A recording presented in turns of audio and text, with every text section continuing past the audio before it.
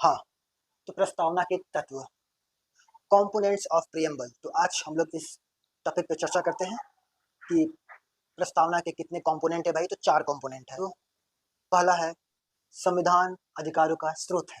प्रस्तावना में कहा गया है कि संविधान अपने अधिकारों को भारत के लोगों द्वारा ही प्राप्त करता है। तो ये बहुत इंटरेस्टिंग चीज़ है, संविधान अपना ही अधिकार भारत के लोगों द्वारा ही प्राप्त करता है, क्योंकि उसका जो भी इंस्ट्रक्शन है भारत के लोगों के लिए है। और जो दूसरा कंपोनेंट है भारत राज्य की प्रकृति। भारत की कैसी प्रकृति है? संप्रभु, धर्मनिरपेक्ष, समाजवादी, गणराज्य की घोषणा करता है भारत। और संविधान का उद्देश्य क्या है? संविधान का उद्देश्य है न्याय, समानता, स्वतंत्रता और बंधुत्व को बढ़ावा देना। और चौथा कंपोनेंट क्या है? संविधान का घोषणा दिवस। संविधान जो अपनाया गया उस तिथि को माना जाता है 26 जनवरी 1949 को संविधान का घोषणा तिथि के रूप में माना जाता है। और ये जो प्रस्तावना है ना, तो प्रस्तावना में क्या है कि बहुत सारे इंपॉर्टेंट शब्द है जिसका बहुत संवैधानिक मायने रखता है, जैसे संप्रभु, धर्मनिरपेक्ष, समाजवादी, गणराज्य।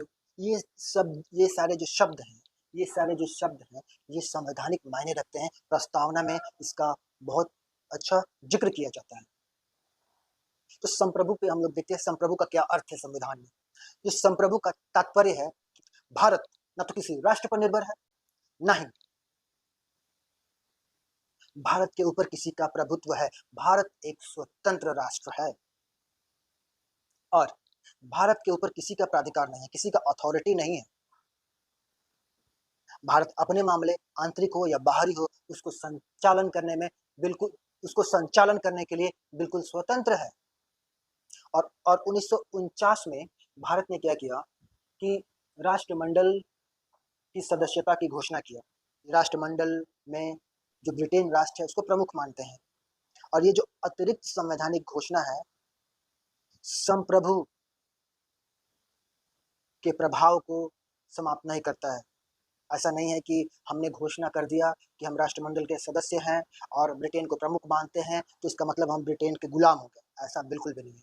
भारत बावजूद इसके कि संप्रभु राष्ट्र को बरकरार रखता है। भारत जो है यूएनओ का सदस्य है, संयुक्त राष्ट्र संगठन का सदस्य है। इसका मतलब कि कोई इसकी ऐसी सीमांकित नहीं किया गया है इसको कि आप संयुक्त राष्ट्र संगठन के सदस्य हैं तो आपकी कोई निश्चित सीमा है। ऐसा बिल्कुल भी नहीं है।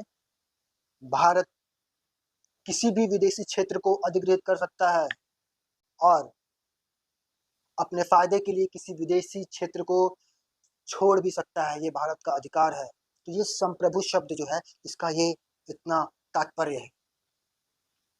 तो ये था आज का वीडियो। नमस्कार।